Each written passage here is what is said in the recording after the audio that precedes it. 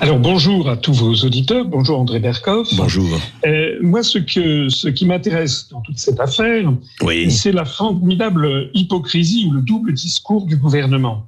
Puisque M. Darmanin stigmatise des associations qu'il qualifie d'ennemis de la République, et en même temps, comme aurait dit M. Macron, en même temps, il tolère que l'Union européenne finance des associations qui luttent contre l'islamophobie, etc. Alors, il faudrait savoir ce qu'il veut.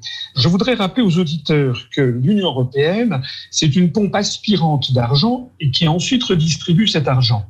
Et donc, l'argent qui est donné aux associations, en fait, vient des États membres. Alors, effectivement, le Comité pour l'islamophobie a reçu, je prends mes notes, a reçu 51 450 € en 2017 de l'Union européenne. En fait, j'ai dit 10 000 € dans le communiqué parce que je partais du principe que la France verse à peu près 18% du budget.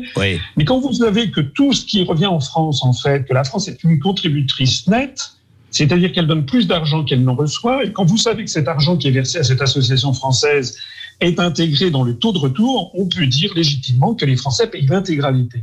Ça veut donc dire que les contribuables français ont versé à leur insu 51 450 € en 2017 au CCIF.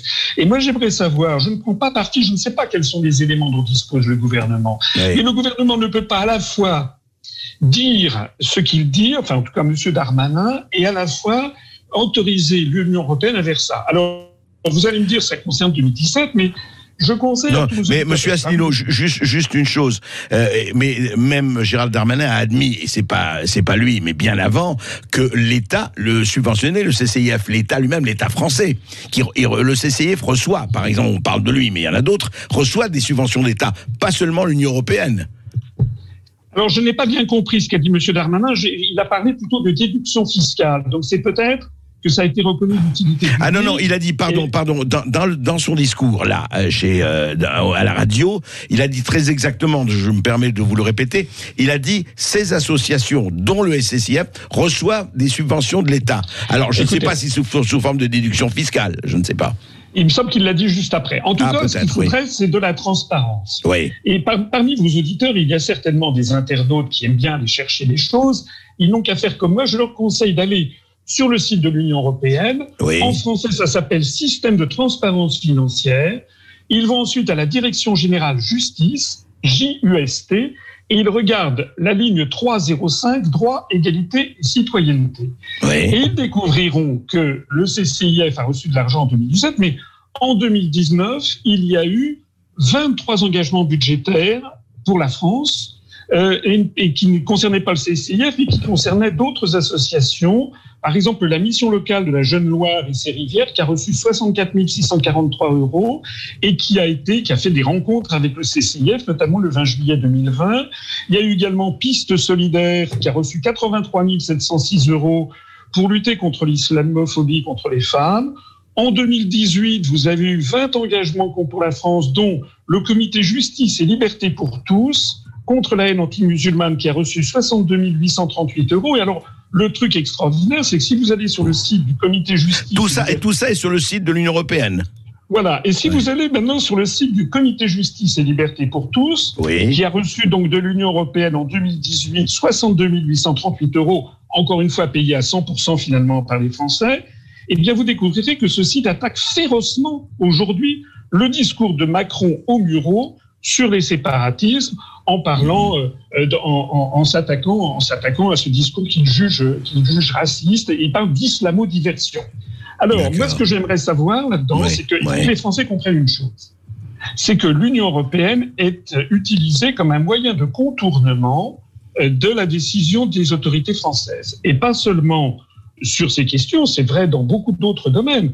Je rappelle par exemple que récemment, en novembre 2019, la Commission européenne s'est rendue en Corse pour expliquer qu'elle allait donner de l'argent aux Corses devant la préfète qui ne disait pas un mot. Et puis, Monsieur Simeoni, qui préside l'Assemblée de Corse, a dit nous vous remercions des aides que vous faites au peuple corse. Je rappelle que le mot peuple corse est interdit par le Conseil constitutionnel depuis une décision qui avait été prise. Donc, ça veut dire que dans beaucoup de domaines, parce qu'on parle toujours du séparatisme, enfin, on parle toujours, Monsieur Macron parle du séparatisme, sous-entendu islamiste. Oui. Il y a beaucoup de séparatisme. Nous sommes d'accord, mais Monsieur Asselineau, on pourrait citer des exemples infinis. Je voudrais quand même rester sur le discours de Darmanin et le CCIF et compagnie. En fait, et ça vous allez pouvoir me répondre en expert, si par exemple l'Union européenne subventionne telle ou telle association qui effectivement, parlons pas de séparatisme, mais qui n'est pas du tout d'accord avec telle ou telle orientation de fonds du gouvernement français, quel qu'il soit d'ailleurs. En fait, la France n'a pas son mot à dire du tout. C'est ça que je voudrais savoir. Dans les subventions européennes, de l'Union européenne à telle ou telle association, est-ce que la France, qui, comme vous le dites, donne, sinon à 100%, du moins une grosse proportion, est-ce qu'elle a son mot à dire ou elle n'a rien à dire? Et vous avez tout compris, André Berkoff. Elle n'a pas son mot à dire. C'est-à-dire que nous sommes maintenant avec un pays à multiples commandes et la personne qui est élue à l'Élysée et le gouvernement ne sont qu'un des éléments des prises de décision, d'ailleurs de plus en plus marginalisés, puisque en fait, c'est l'Union européenne. D'ailleurs, le CCIF a été reçu à la Commission européenne par monsieur David Frigeri, qui est je crois un Italien, et qui lui a annoncé d'ailleurs que cette lutte du CCIF s'étendait désormais à l'ensemble de 7 ou 8 pays de l'Union européenne. Et tout ça est promu par la direction justice, qui était dirigée jusqu'à récemment par madame Vera Jourova, qui est une commissaire européenne de nationalité tchèque, et qui maintenant est devenue vice-présidente de la Commission européenne. Voilà la situation. C'est-à-dire que, vous savez, vous me connaissez l'UPR, vous savez que nous militons pour la sortie de l'Union européenne. Bien sûr. Et beaucoup de Français ne comprennent pas pourquoi. Ils se disent, mais pourquoi? C'est de la nostalgie. Non, c'est que moi je suis démocrate. Et je considère que c'est le gouvernement français, élu par les Français, qui doit décider. Donc sur cette affaire de M. Darmanin et du CCIF, moi je dis, je ne sais pas ce qu'il y a dans le dossier, je dis simplement ce qui n'est pas normal, c'est qu'en fait on a l'impression que le gouvernement est sur la défensive, et que dans tous les domaines, que ce soit la Corse, l'Alsace, le séparatisme islamiste, etc., ou également l'entrée sur le territoire de l'Union européenne, puisque par exemple le Tchétchène qui est en cause, on va reparler de cela, oui, bien sûr. Voilà, l'assassin présumé, c'est quand même une famille et qui, une fois que les gens sont entrés sur le territoire de l'Union européenne, ils circulent librement à l'intérieur de l'Union européenne par les articles 77 et 78. Et même, comme vous le savez, en fait, il y a eu une décision de justice pour les expulser aux parents. Et puis, la commission du droit d'asile, comité pour l'asile, s'est opposée. Et effectivement, ils sont restés. François Asselineau, le vrai problème, et vous l'avez souligné, etc., c'est en tout cas une vraie question qui va au-delà, effectivement, du CCIF et des déclarations de Gérald Darmanin. C'est effectivement quelle est la position, quel est le pouvoir français dans l'Union européenne, français ou autre, etc. Et ça pose, on le voit bien, un vrai problème. Merci en tout cas de vos éclaircissements.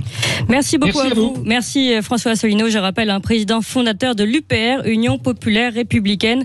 Et justement, vous, alors qu'est-ce que vous en pensez? Est-ce que vous trouvez ça normal que le CCIF reçoive des subventions d'État, mais aussi des subventions de l'Union européenne, comme l'a prouvé François Asselineau? Est-ce que vous trouvez qu'il faudrait un petit peu plus de transparence? Est-ce que vous, en tant que contribuable, vous êtes choqué? Eh bien, on vous attend au 0826 300 300 à partir de 13h.